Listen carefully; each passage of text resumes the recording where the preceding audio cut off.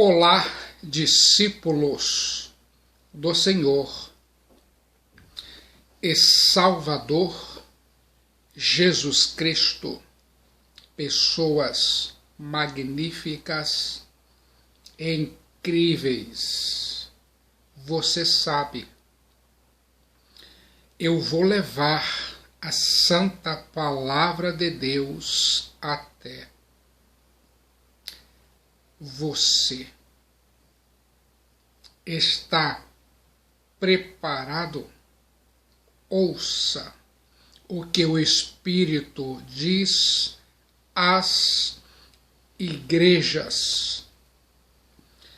O perigo da igreja misturar-se com o mundo. Se você está em Cristo Jesus, isso é muito bom. Ouça atentamente essas minhas próximas palavras. A Bíblia diz no livro de Apocalipse, capítulo 2, versículos 12 a 17.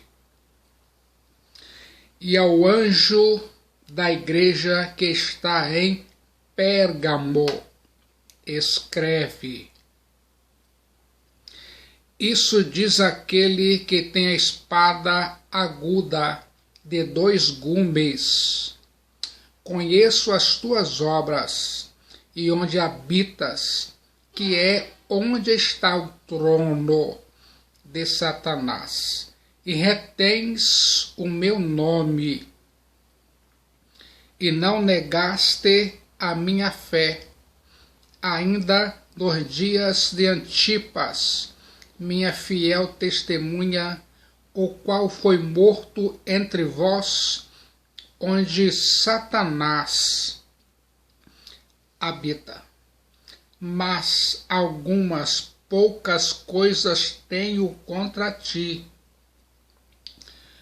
porque tens lá os que seguem a doutrina de Balaão, o qual ensinava Balaque a lançar tropeços diante dos filhos de Israel, para que comessem dos sacrifícios da idolatria e fornicassem.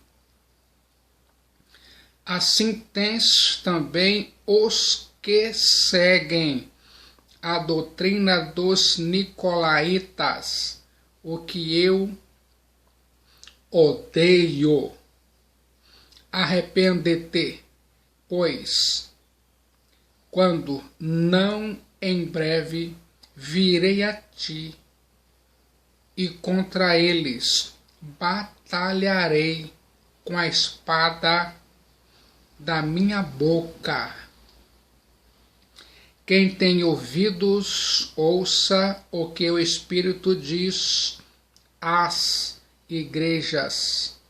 Ao que vencer, darei eu a comer do maná escondido, e dar-lhe-ei uma pedra branca, e na pedra um novo nome escrito, o qual ninguém conhece senão aquele que o recebe.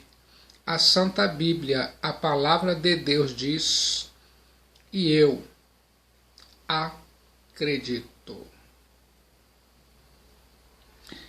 Pense mentalmente.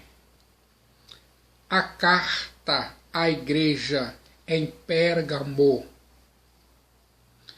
na Ásia Menor, é um brado de Cristo Jesus para a igreja hoje.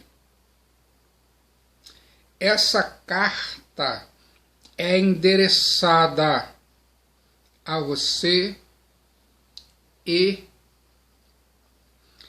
a mim,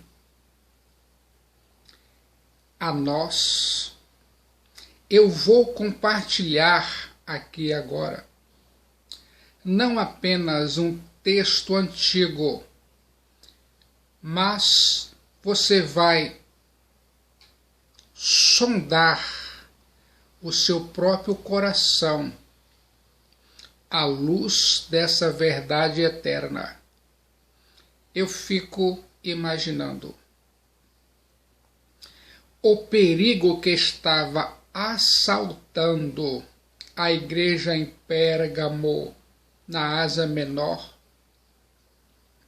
Era a linha divisória entre a verdade e a heresia. Você sabia como a Igreja de Cristo Jesus pode permanecer na verdade sem se misturar com as heresias e com o mundanismo? Como uma igreja que é capaz de enfrentar o martírio, permanecer fiel diante da tática da sedução. Sua vida, sua responsabilidade. Como se sente agora? Eu fico pensando, a palavra Pérgamo significa casado. A igreja precisa lembrar-se que ela está comprometida com Cristo Jesus, que ela, a igreja, é a noiva de Cristo Jesus e precisa se apresentar como uma esposa santa, pura e sem mácula. Você sabe. Preste bastante atenção nessas próximas palavras. No livro de Apocalipse, o sistema do mundo que está entrando dentro da igreja é definido como a Grande Babilônia, a mãe das meretrizes, enquanto a igreja é definida como a noiva de Cristo Jesus.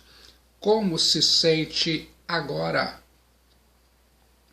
O ponto central dessa carta endereçada à igreja em Pérgamo, na Ásia Menor, é alertar sobre o risco da perigosa mistura do povo de Deus com o engano doutrinário e com a imoralidade do mundo.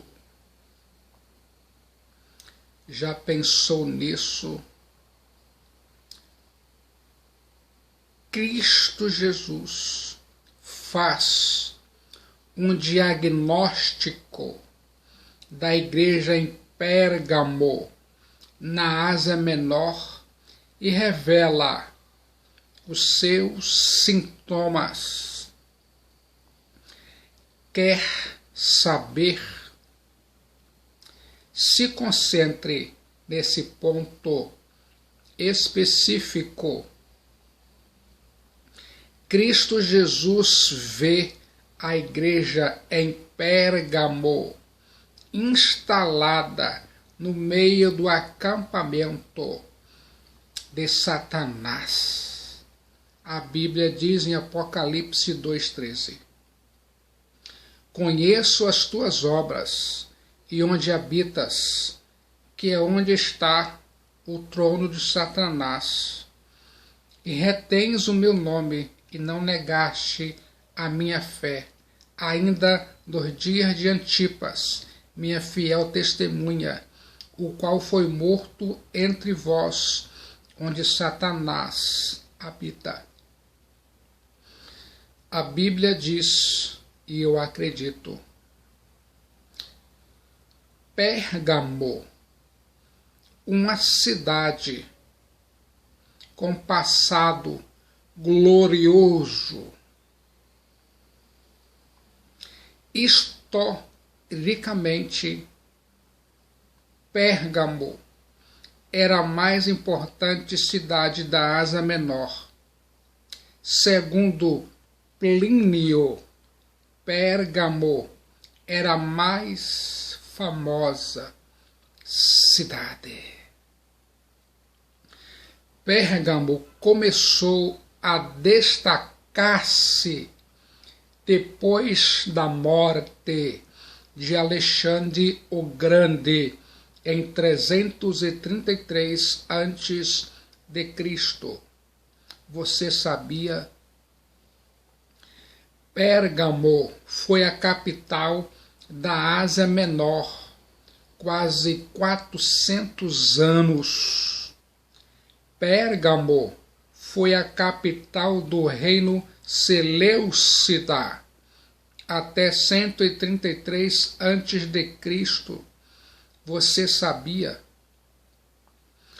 Ataló III, rei Seleucida, o último de Pérgamo, passou o reino a Roma em seu testamento, e Pérgamo tornou-se a capital da província romana da Ásia. Você sabia? Pérgamo, uma cidade com um importante centro cultural. A cidade de Pérgamo, como centro cultural, sobrepujava Éfeso e Esmirna. Pérgamo era famosa por sua biblioteca, que continha 200.000 pergaminhos. Pérgamo era a segunda maior biblioteca do mundo, só superada pela de Alexandria. Você sabia? Pergaminho deriva-se de Pérgamo. O papiro do Egito era o material usado para escrever. No século III a.C., Eumenes, rei de Pérgamo, resolveu transformar a biblioteca de Pérgamo na maior do mundo. Quer saber mais? Ouça o que precisa ouvir.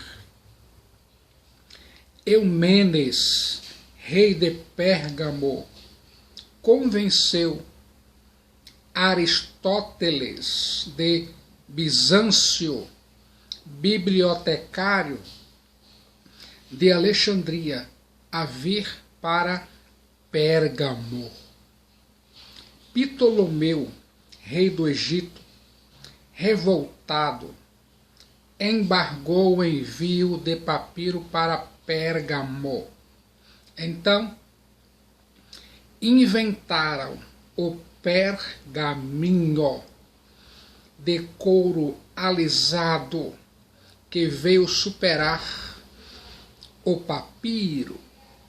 Pérgamo gloriava-se dos seus conhecimentos e cultura. Já parou para pensar nisso? Pérgamo, um destacado centro do paganismo religioso. Na cidade de Pérgamo, na Ásia Menor, ficava um grande panteão. Havia altares para vários deuses em Pérgamo. No topo da Acrópole ficava o famoso templo dedicado a Zeus, uma das 7 maravilhas do mundo antigo. Todos os dias se levantava a fumaça dos sacrifícios prestados a Zeus. Você sabia? Na cidade de Pérgamo havia o culto a Euculápio. Euculápio era o deus Salvador, o deus serpente das curas. Seu colégio de sacerdotes esculápios médicos era famoso. Naquela época mantinha 200 santuários no mundo inteiro. A sede era a sede era em Pérgamo. Ali estava a sede de uma famosa escola de medicina. Para ali peregrinavam e convergiam pessoas doentes do mundo inteiro em busca de saúde. A crendice misturava-se com a ciência. Galeno, médico só superado por Hipócrates, era de Pérgamo. As curas, muitas vezes, eram atribuídas ao poder do deus serpente Euculápio. Esse deus serpente tinha o título famoso de Salvador.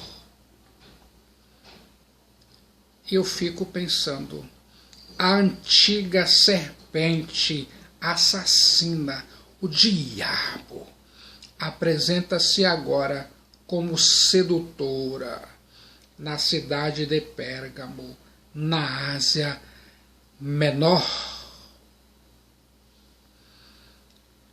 Em Pérgamo estava o centro asiático do culto ao imperador.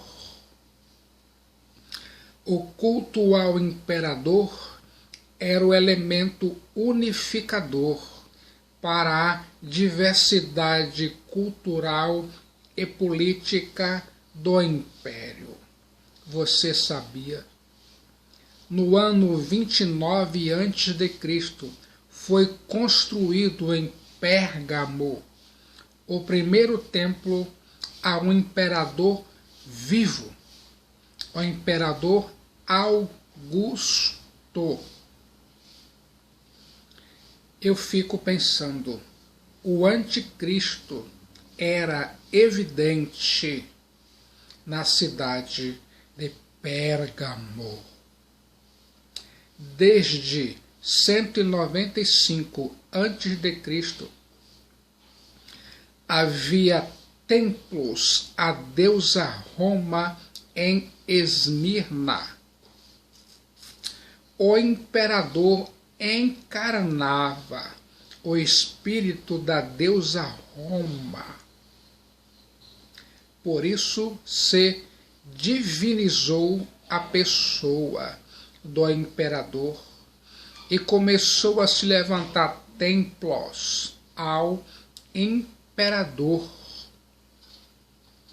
Uma vez por ano, os súditos deviam ir ao templo de César e queimar incenso, dizendo: César é o Senhor.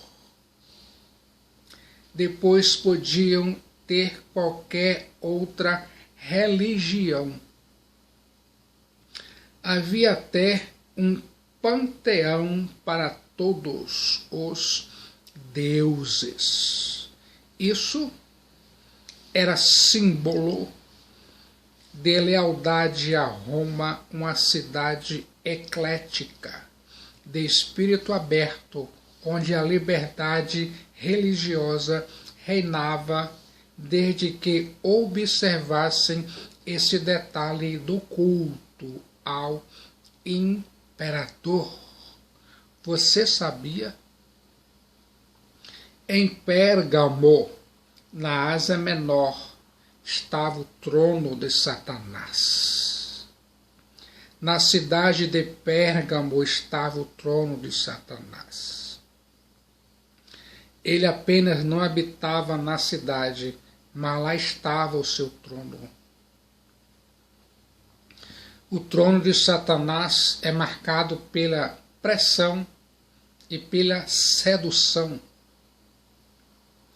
Onde Satanás reina, predomina a cegueira espiritual, floresce o misticismo, propaga-se o paganismo, a mentira religiosa, bem como a perseguição e a sedução ao povo de Deus, à igreja. Na cidade de Pérgamo, na Ásia Menor, estava um panteão de vários deuses, e vários deuses eram adorados. Isso atentava contra o Deus Criador. Em Pérgamo, as pessoas buscavam a cura através do poder da serpente, Euculápio. Isso atentava contra o Espírito Santo, de onde emana todo o poder. Em Pérgamo estava o culto ao imperador, onde as pessoas queimavam incenso e adoravam como Senhor. E isso conspirava contra o Senhor e Salvador Jesus Cristo, o Rei dos Reis e Senhor dos Senhores, o Messias. Cristo Jesus não apenas conhece as obras da igreja em Pérgamo, como as suas tribulações. Cristo Jesus conhece a tentação que assedia a igreja. Cristo Jesus conhece o ambiente em que a igreja vive. Cristo Jesus sabe que a igreja está rodeada por uma sociedade não cristã, com valores mundanos, com heresias, bombardeando-a a todo instante. Você sabia? Cristo Jesus vê uma igreja capaz de enfrentar até a morte por causa do nome dele, Cristo Jesus. A Bíblia diz em Apocalipse 2,13: conheço as tuas obras e onde habitas, que é onde está o trono de Satanás, e retens o meu nome e não negaste a minha fé, ainda nos dias de Antipas, minha fiel testemunha, o qual foi morto entre vós, onde Satanás habita. Apocalipse 2,13. Como se sente agora? Cristo Jesus conhece a lealdade que a igreja lhe dedica. A despeito do poder do culto pagão a Zeus, a Euculápio e ao imperador, os crentes da igreja em Pérgamo só professavam o nome de Cristo Jesus, o Rei dos Reis e Senhor dos Senhores.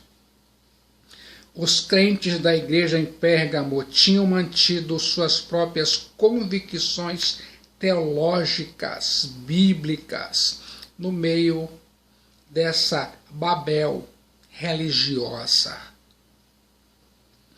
A perseguição religiosa não intimidou a igreja em Pérgamo. A igreja em Pérgamo suportou provas extremas. Pense nobremente para nobremente viver.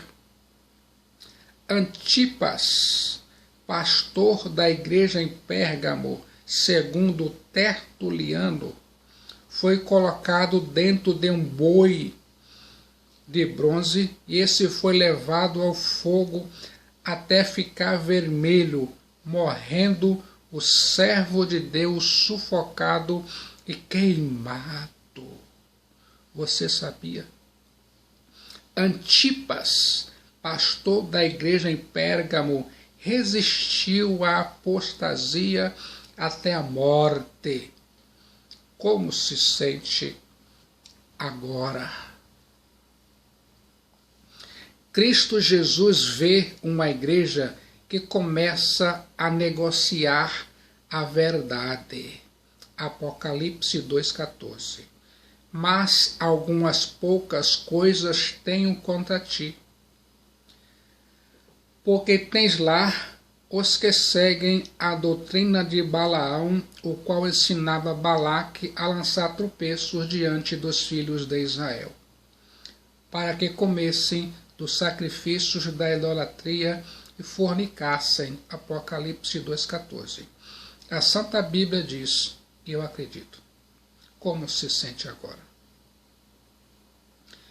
Como Satanás não logrou êxito contra a igreja usando a perseguição, mudou a sua tática e usou a sedução. A proposta agora não é substituição, mas mistura. Não é apostasia aberta, mas ecumenismo. Alguns membros da igreja em Pérgamo começaram a abrir a guarda e a ceder diante da sedução do engano religioso. Na igreja em Pérgamo havia crentes que permaneciam fiéis a Cristo Jesus, o Rei dos Reis e Senhor dos Senhores, enquanto outros estavam se desviando da verdade. Numa mesma congregação ou numa mesma igreja, há aqueles que permanecem fiéis a Cristo e à palavra de Cristo e aqueles que caem. Você sabe. Cristo vê uma igreja que começa a ceder às pressões do mundo. Balaque contratou Balaão para amaldiçoar Israel. Balaão prostituiu os seus dons com o objetivo de ganhar dinheiro. O Deus de Balaão era o dinheiro, mas quando Balaão, abria a boca, só conseguia abençoar. Então Balaque ficou bravo com ele. E por ganância, Balaão aconselhou Balaque enfrentar Israel não com um grande exército, mas com pequenas donzelas sedutoras. Aconselhou a mistura, aconselhou o incitamento ao pecado, aconselhou a infiltração, uma armadilha. Assim, os homens de Israel participaram de suas festas idólatras e se entregaram à prostituição. E o Deus Santo se encheria de ira contra eles, e eles se tornariam fracos e vulneráveis. Você sabe, o pecado enfraquece a igreja. A igreja só é forte quando é santa. Sempre que a igreja se mistura com o mundo e adota o seu estilo de vida, ela perde o seu poder, a sua influência, o seu brilho, perde a sua luz. O grande problema da igreja em Pérgamo é que, enquanto uns sustentavam a doutrina de Balaão, os demais membros da igreja em Pérgamo se calaram em silêncio estranho. A infidelidade aninhou-se dentro da igreja com a adesão de uns e o conformismo dos outros. A igreja em Pérgamo tornou-se infiel. Cristo Jesus vê a igreja em Pérgamo baixar o seu nível moral.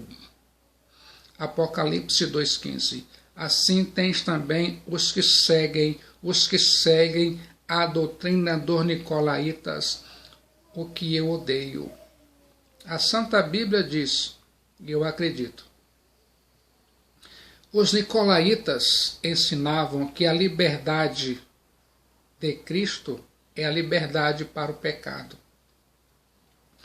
Diziam os nicolaítas, não estamos mais debaixo da tutela da lei. Estamos livres para viver sem freios, sem posições, sem regras. Esse simulacro da verdade era para transformar a graça em licença para a imoralidade, a liberdade em licenciosidade. Os nicolaítas ensinavam que o crente não precisa ser diferente. Quanto mais ele pecar, mais será graça. Quanto mais ele se entregar aos apetites da carne, mais será a oportunidade do perdão. Eles faziam apologias ao pecado, os nicolaítas. Eles, os nicolaítas, defendiam que os crentes precisam ser iguais aos pagãos. Os nicolaítas deviam se conformar com o mundo. Cristo Jesus, o Messias, odeia a obra dos nicolaítas. Ele, Cristo Jesus, odeia o pecado. O que era odiado na igreja em Éfeso era tolerado na igreja em Pérgamo. Já pensou nisso? Cristo Jesus faz um diagnóstico da igreja em Pérgamo, identifica a fonte do pecado. Apocalipse 2,13. Conheço as tuas obras. Pense comigo. A fonte do pecado é diabólico. Conheço as tuas obras e onde habitas, que é onde está o trono de Satanás. A igreja em Pérgamo viveu e adorou e testemunhou onde Satanás habita e onde está o trono de Satanás. Satanás não somente habitou na cidade de Pérgamo, ele também a governou. Satanás era a fonte dos pecados, os quais alguns membros da igreja em Pérgamo tinham sucumbido. Seus numerosos templos, santuários e altares, seu labirinto de filosofias anticristãs, sua tolerância com a imoralidade dos nicolaítas e balaamitas ostentavam um testemunho em favor do domínio maligno. A Bíblia diz que ele, Satanás, é um ser espiritual, inteligente, poderoso e inescrupuloso. Cristo Jesus o chamou de príncipe deste mundo. A cidade de Pérgamo era um lugar sombrio. Cristo Jesus faz um diagnóstico da igreja em Pérgamo e julga os que se renderam ao pecado. Apocalipse 2, 12 e 16. E ao anjo da igreja que está em Pérgamo escreve: isso diz aquele que tem a espada aguda de 2 gumes. Arrepende-te, pois, quando não em breve virei a ti, e contra ti batalharei com a espada da minha boca. Como se sente agora? Cristo Jesus exorta. Cristo Jesus exorta os faltosos ao arrependimento.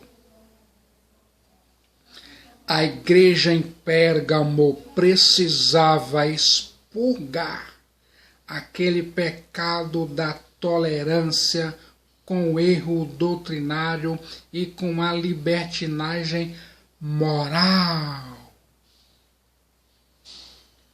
A igreja em Pérgamo precisava arrepender-se do seu desvio doutrinário e do seu desvio de conduta.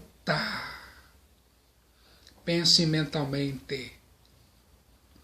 Verdade e vida precisam ser pautadas pela santa palavra de Deus, a Bíblia. Embora o juízo caia sobre os que se desviou, a igreja toda é disciplinada e envergonhada por isso. Você consegue entender?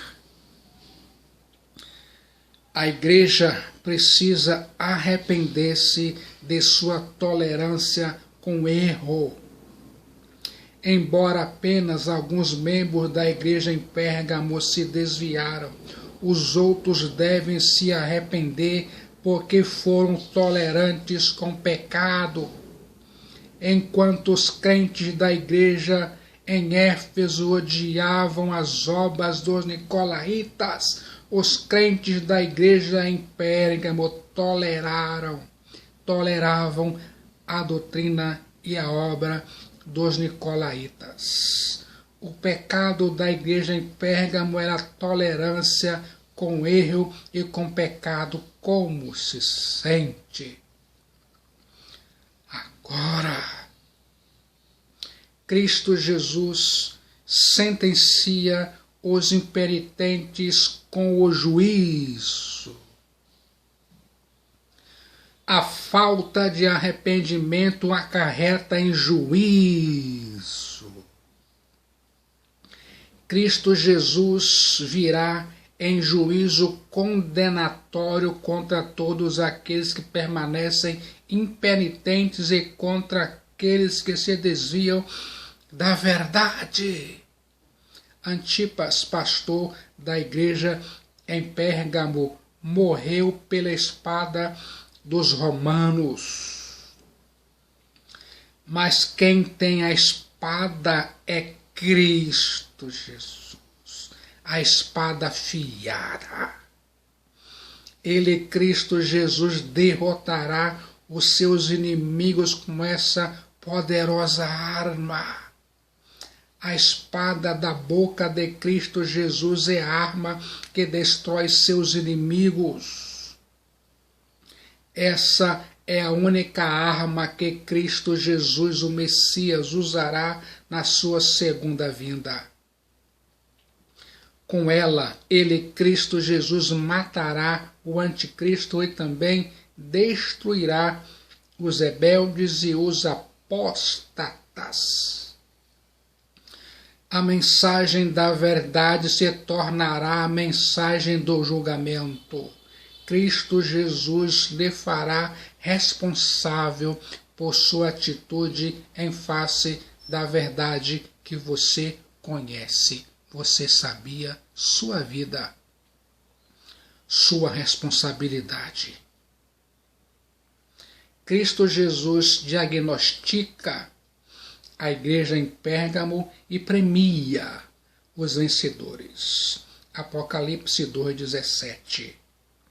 Quem tem ouvidos, ouça o que o Espírito diz às igrejas.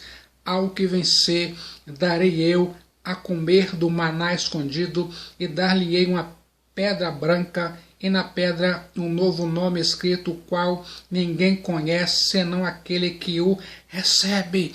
A Santa Bíblia diz, e eu acredito: os vencedores comerão do maná escondido. Pense comigo, no deserto Deus mandou maná.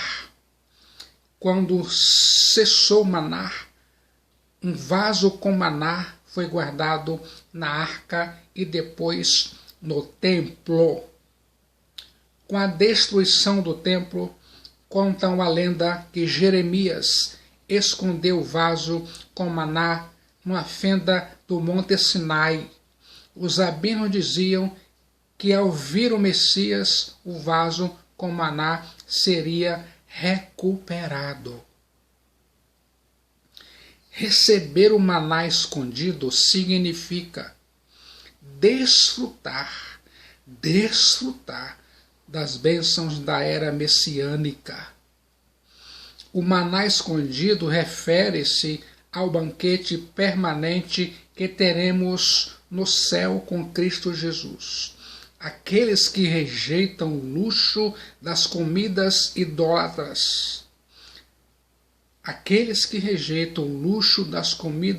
idólatras, nesta vida, terão o banquete com as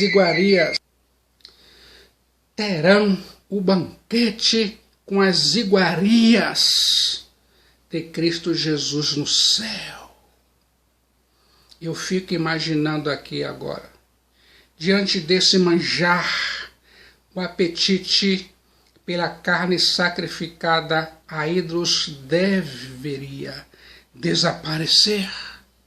O maná era o pão de Jeová, cereal do céu. O maná era alimento celestial. Os crentes não devem participar dos banquetes pagãos, pois vão participar dos banquetes do céu. Cristo é o pão do céu. Já pensou nisso? Pense mentalmente, aqui e agora. Aos vencedores, os vencedores receberão uma pedrinha branca. Quem tem ouvidos, ouça o que o Espírito diz às igrejas. Ao que vencer, darei eu a comer do maná escondido, e dar-lhe-ei uma pedra branca, e na pedra um novo nome escrito, o qual ninguém conhece, senão aquele que o recebe. A Bíblia diz em Apocalipse 2,17. Pedras eram usadas nos tribunais para veredito dos jurados. Você sabia? Quer saber mais? A sentença de absolvição correspondia a uma maioria de pedras brancas e a de condenação a uma maioria de pedras pretas.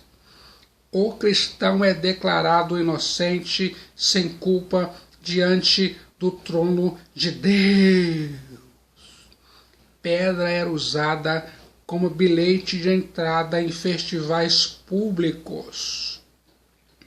A pedrinha branca é símbolo da nossa admissão na pátria celeste, a Nova Jerusalém, nas festas das bodas do Cordeiro de Deus, Cristo Jesus. Viu só que notícia boa! Os vencedores receberão um novo nome. O maná escondido é Cristo Jesus. O novo nome é Cristo Jesus. Você vai se dedicar mais a Cristo Jesus. Você vai se deliciar com maná e compreender o novo nome. Aqueles que conhecem parte conhecerão também plenamente como são conhecidos aqueles que veem agora como espelho, indistintamente o verão face a face. Como se sente agora? Você quer receber das mãos de Cristo Jesus uma pedrinha branca? Você quer comer do maná escondido? Cristo Jesus é o pão do céu. Você quer agora tomar a melhor e a maior decisão de sua vida? Venha, venha, venha para Cristo Jesus. Ele é a única esperança de salvação de sua alma. Só Cristo Jesus salva. No momento de decisão em Cristo Jesus, seu destino é selado. Disse Jesus: e não queres vir a mim para teres vida? Venha, venha para Cristo, Cristo Jesus.